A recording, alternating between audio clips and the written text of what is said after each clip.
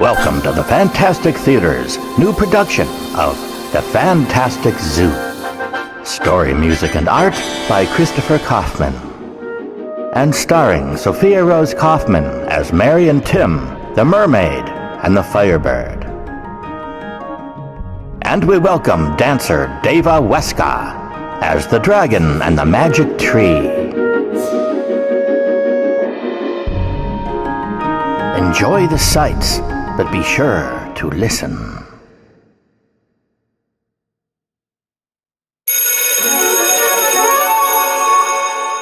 Mary and Tim loved that sound. School was out, and it was time to go on the field trip to the zoo. Excited children flooded into the school buses waiting for them. Come on, Timmy.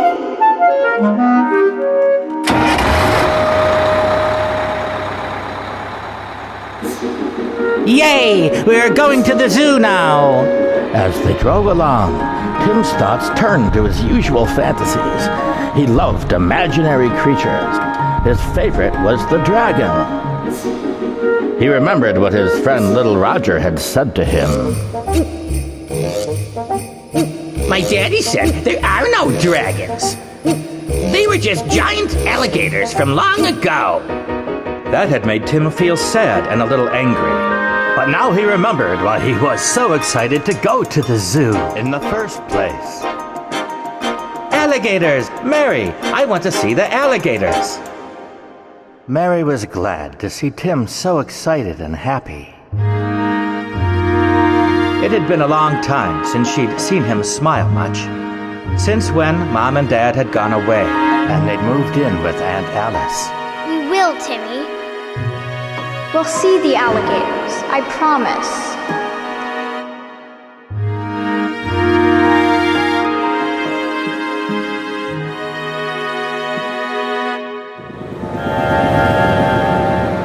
We're here! Yay! Mary and Tim were swept along in a wave of students heading into the zoo. Elephants!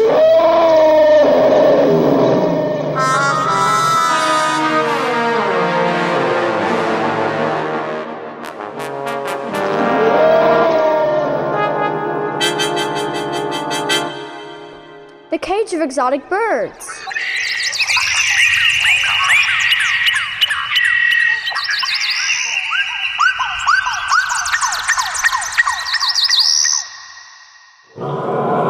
Lions!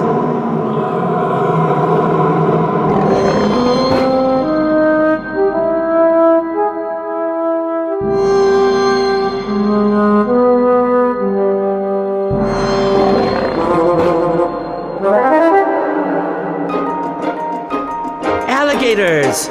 Let's go see the alligators. Mary grabbed Tim by the hand, made sure the teachers weren't watching, and dashed off to the alligator tank. Mary's heart sank. The tank was empty, and there was a sign on the front. What does under repair mean? Where are the alligators? They aren't out today, Timmy. The tank is broken or something. We'll see them another time. Where? You promised! I'm so sorry, Timmy. So sorry. They sat down on a nearby bench.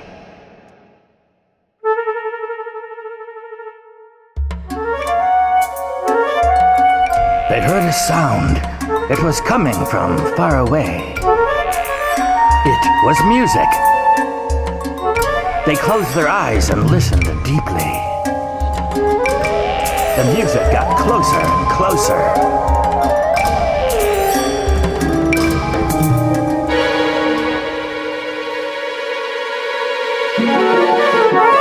Before them now stood an amazing man. He was dressed all in gold. On his head was a turban. Around his waist circled a sash with a star buckle upon it. In his hands he held a flute. It was of ancient design and made of gold.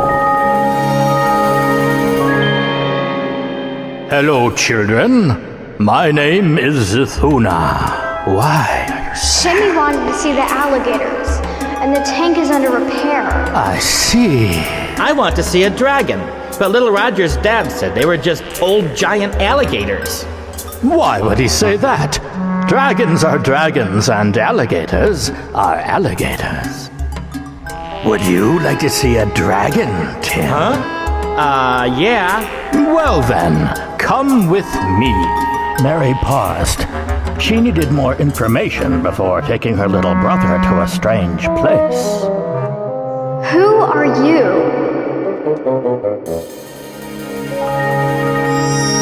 I am a magus, a wizard you might say, and am the keeper of the Phantastic Zoo. You're a wizard? Like Gandalf? I'm a wizard like me. So what do you say, dear girl? Will you lead your brother into my Phantastic Zoo and meet my friend, who is assuredly a dragon, and not an old giant alligator?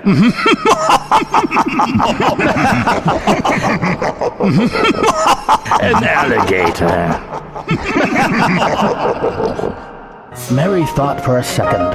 She searched her heart. Her instincts told her Zethuna was okay. Let's go! The children followed Zethuna through the mysterious curtains and into the Phantastic Zoo. The wizard led them into a place filled with wonder. Giant plants were bound, and strange trees played musical sounds. Around the edges of everything was shadow and darkness, but not the scary kind of darkness, but rather the kind that makes your imagination tingle and make you think that anything can happen. The air turned hot and cold as you walked, and in the darkness you could sense ancient powers, energies both dark and light, and things it was impossible for Mary and Tim to put words to.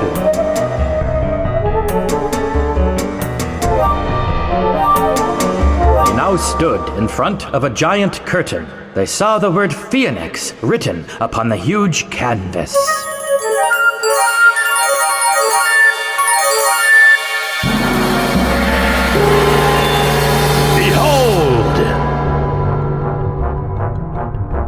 This is the Phoenix. He's lived 1,000 lives. He flies to his home in the sun, Heliopolis, once every 1,000 years to renew himself.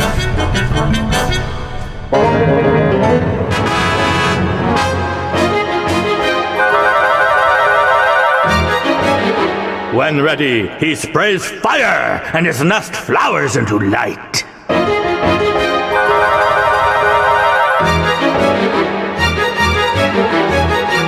Bennu, Bennu, Webben, Bennu. Awaken and greet my friends. Your friends, Zethuna? Not your offerings, but your friends. Yes, Bennu, Bennu, my friends. Come greet them. They are young people and have open minds. Creatures not yet deformed by lightless experience. His face became suddenly much larger. The magnificent creature stared into their eyes. They felt the power of his mind reaching into theirs, questioning, judging. I am glad, very glad, to tell you, dear children, my story, so that you may be nourished by the hearing of it. The great creature took a deep breath and began to speak. Long ago, in the misty night of ageless time, I was but a small spark of light with no form and no awareness of myself.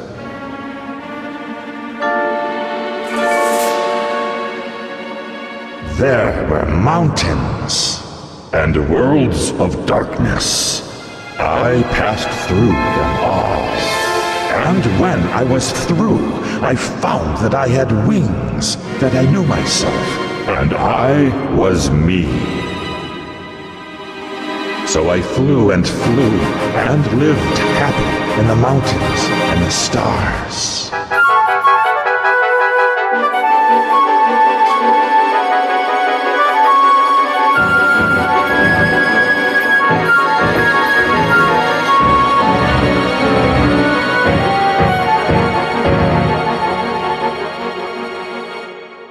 But one day I felt tired. I lay down on a small planetoid near Arcturus and slept. And slept and slept. Soon I felt thin and knew I was going to die. It was then that I felt a great power rise within me, of strength, of fire, and I let it grow and become a great ball of fiery light, which exploded out and around me. I looked down and saw a new seed of life in the ashes of my crimson fireblade nest. Somehow, I don't know how, but somehow I knew to take this fiery seed pod and fly with it to the center of the sun of Earth, to Heliopolis, the Valley of Light, the golden city which, I learned, was the place of my birth.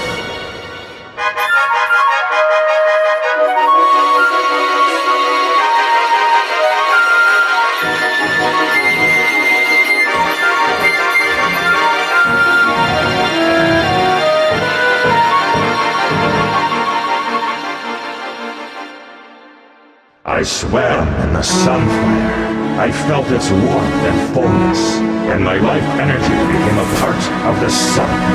The new egg became me.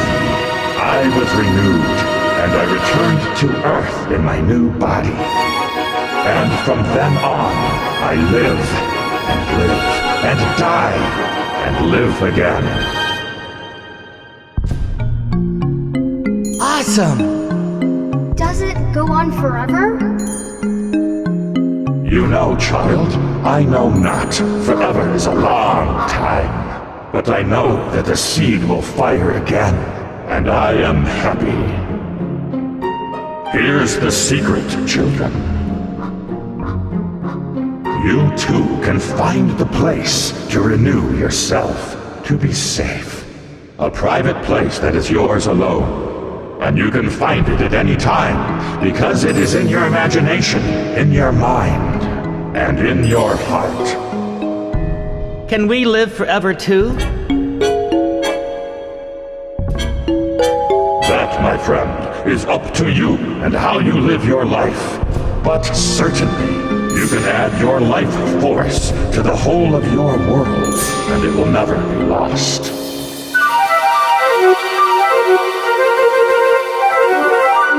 Benu, Benu, Noben, Benu!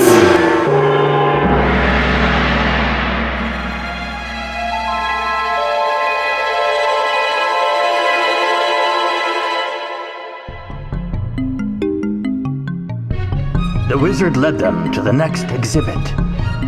Before long, they stood before a giant curtain. The word mermaid was written upon the huge canvas.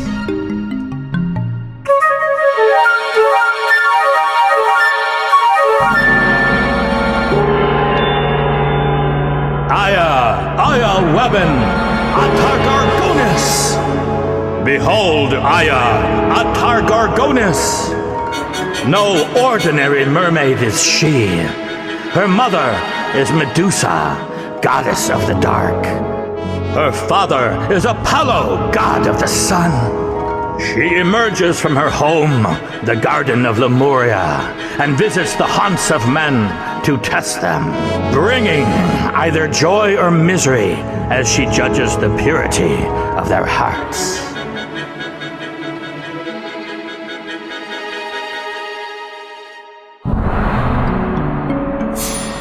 Zefuna, what do you bring to me today? Are these gifts? Offerings? They are friends. Ah, let me see them. Aya stirred in her tank and brought her face up close to the children. Aya looked at them, each in the eyes, for a moment. I see, friend Zafuna. My snakes will stay asleep. For some reason, the children were very happy about this. You would have me share my story so that they might be nourished by the hearing of it. I would, my awesome friend. Very well. Listen closely, children, for you will learn a great secret. Her voice was like soft ocean waters streaming over sand. Long ago, in ages past, I was born.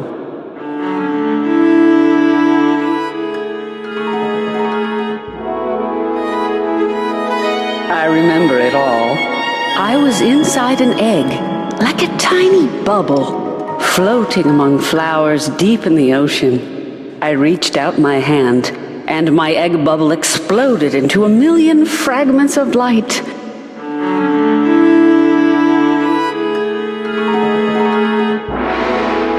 And I was free. I looked about me as I quickly grew into a young mermaid girl. There were other mer people all around, but I was different. They treated me with respect and a little fear, for I was the daughter of gods and had great power. I was happy in my home, my beautiful deep ocean garden, the Garden of Lemuria, and I had no desire to leave. But one day there was a stirring in the ocean waters, and news came to us of a shipwreck. Human sailors had crashed into an island of rocks nearby, rocks my sisters, the siren people, had lured them into.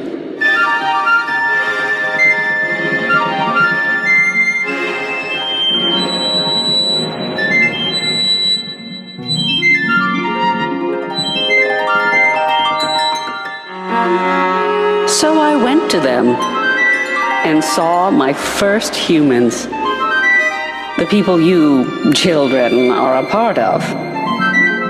I didn't really know why I wanted to see them or what to expect, or what I would do. But when I saw them floating amongst the wreckage, I felt an urge to look at them closely, to judge their hearts. I knew this was my purpose, and I knew that soon my brothers, the great sharks, would come to eat them, so I had to act fast. I swam up to each of them and looked in their eyes. The first one I saw showed me an empty soul. His imagination was long ago lost. He was the captain of the ship and thought only of gold and power. So I left him to the sharks. The second one I looked at showed a mean soul. When he saw my beauty, he wanted only to possess me. I left him to the sharks. I swam to the third man and stared deeply into his eyes. He was afraid, but honest. And I saw in his eyes the love of his children. That was all he cared about, and that they loved him. So I took him up and swam to his home far away and left him on the shore near his house.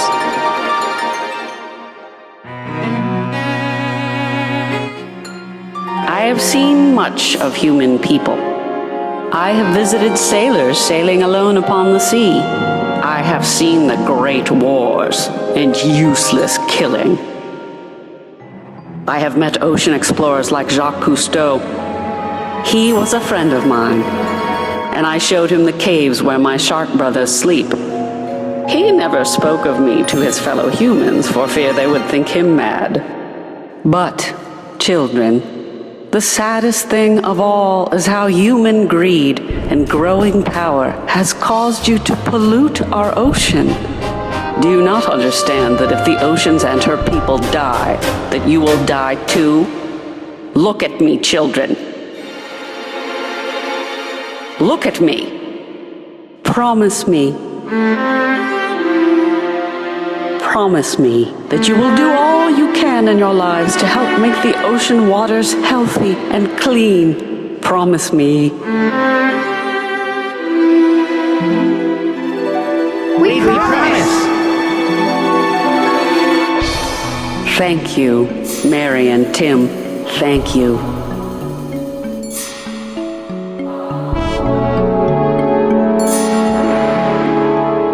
So, I'll tell you a secret, a very important one.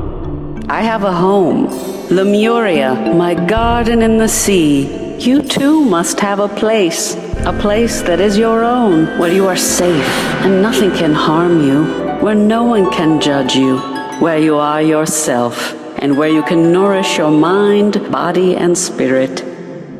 I am talking about a place you can be in bodily form. It can be a place you build in the forest, a room in a library, or a tree that you climb. What matters most is that when you are there, you define yourself, and no other person can tell you who you are. Atar Gorgonis! Aya! Noben! Aya!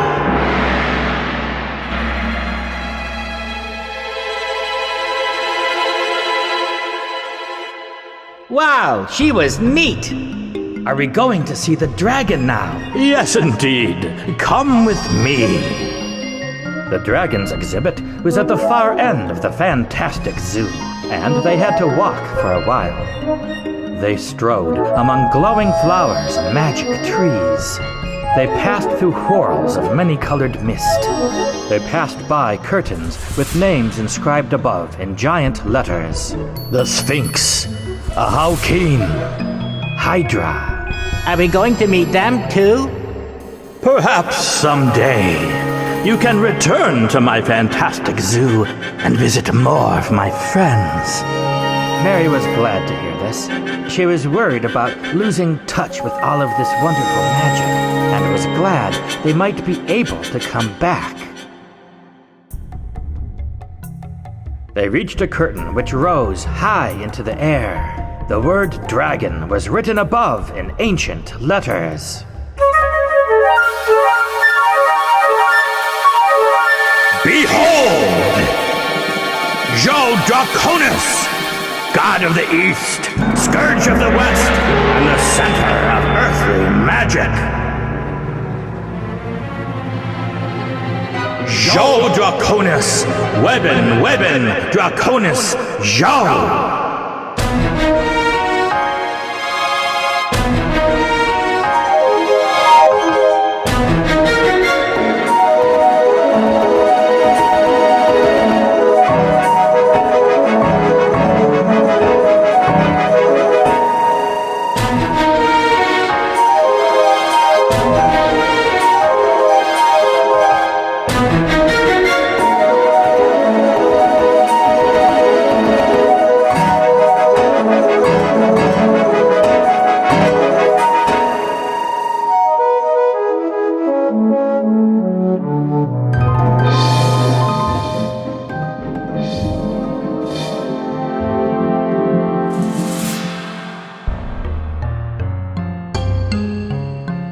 So, Tim, do I look like a giant alligator to you? Nope, you're... Wow! A dragon, all right. And Mary, do you have a question for me? I thought I did. I was hoping at first that you might be able to bring our parents back. But now I have hope that we might be able to move on, Timmy and I, to find new hope and be happy again. But Yes. now I am worried that we might lose this wonderful feeling of magic and hope that Zathuna's Phantastic Zoo has given us.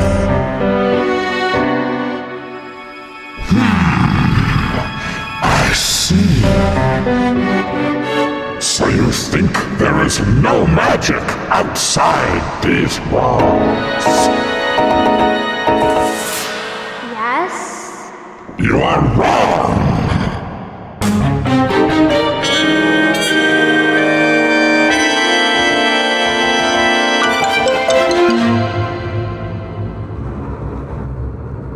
Hear my story and be nourished by the hearing of it.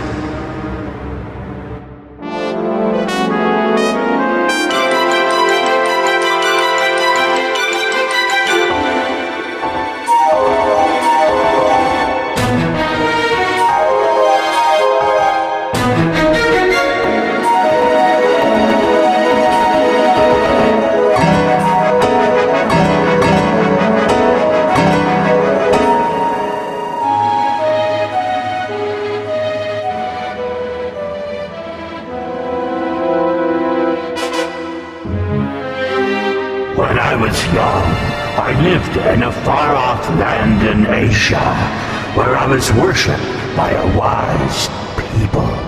Later, I lived in a land now called Europe, where I had to deal with many disoriented men who tried to steal from me or hurt me. I acted in great anger and destroyed villages and killed many people.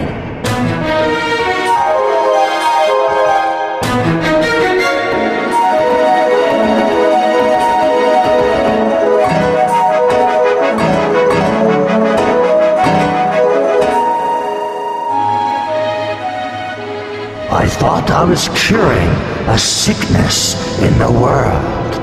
I thought the magic I enjoyed in my youth was gone.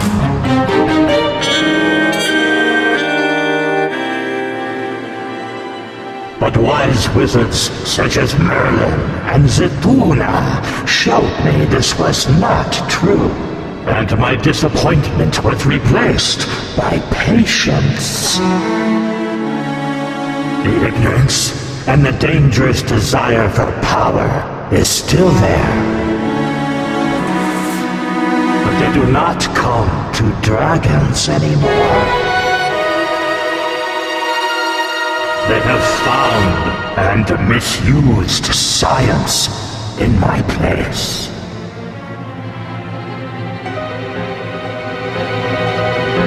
There is a war, children. A war of imagination.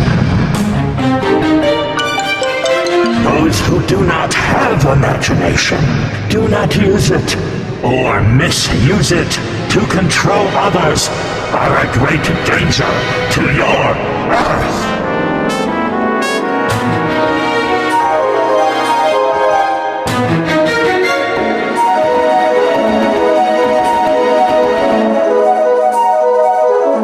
Someday, you may be able to influence your fellow people.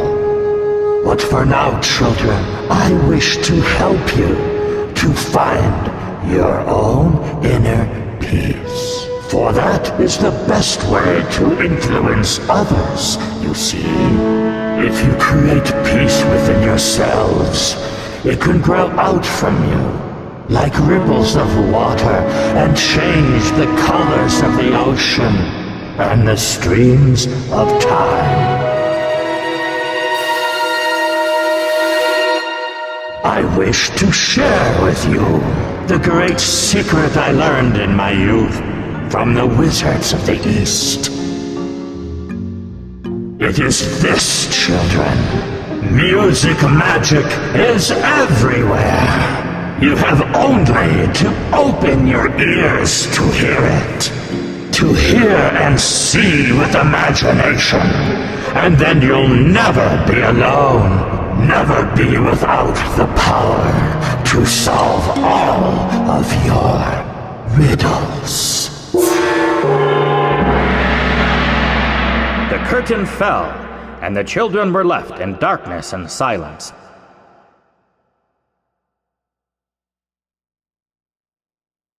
All right, my friends. It is time for you to leave my fantastic zoo and return home. Can we come back? Surely, I'd love to see you again. But we can't know when or how. You won't find my zoo twice in the same place. When you least expect it, I will be there to lead you in. We'll look forward to that. Sofia led them through the mysterious curtains and out of the Phantastic Zoo.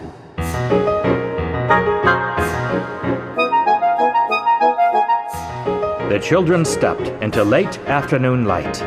The zoo, the regular zoo, was nearly empty. One bus was still waiting for them.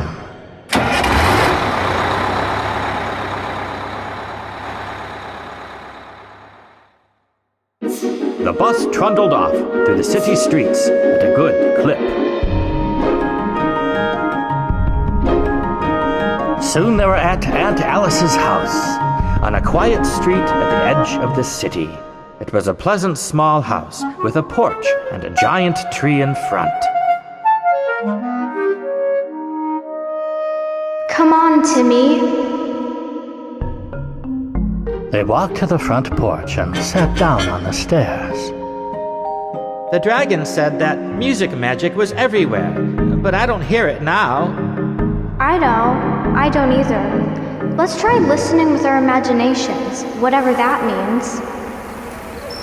They listened to the sound of wind in the trees and the singing of insects, which began as the sun lowered in the sky.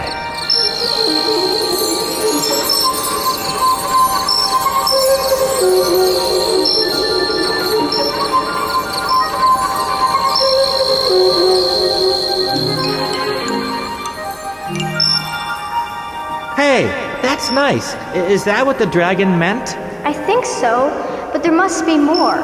Something. They closed their eyes and kept listening. Music magic is everywhere. Hey, Mary. That's not funny. That wasn't me. Me either. They closed their eyes and listened. Music magic is everywhere. There it is again. Over here. Look! The tree! Thanks for waking me up. Huh? Yes, well, you woke me up when you opened your minds. Why don't you climb into my branches and listen for a while? You can do that anytime, you know. It can be your special place. The children climbed into the colorful branches and listened to the music of the tree. They were happy. They knew they could visit the tree at any time and look forward to visiting once again. The Phantastic Zoo. Music magic is everywhere. It's in the shadows behind your chair. In the light in the ceiling, it's under your hair. Just open your mind and you'll be there. Music magic is everywhere. It's under your hair.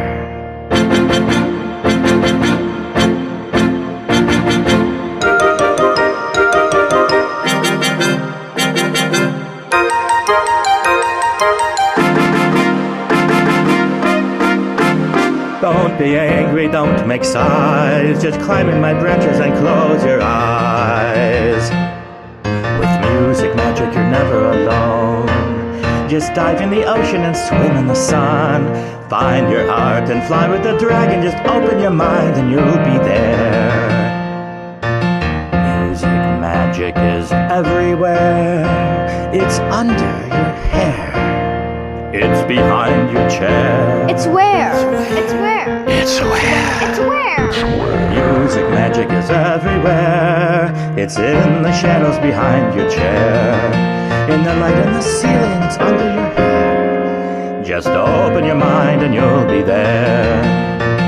Music magic is everywhere. It's under your hair.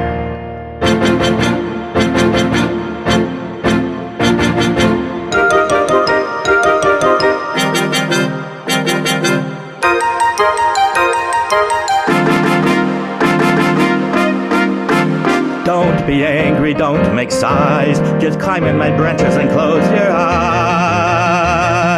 With music magic, you're never alone. Just dive in the ocean and swim in the sun. Find your heart and fly with the dragon. Just open your mind and you'll be there.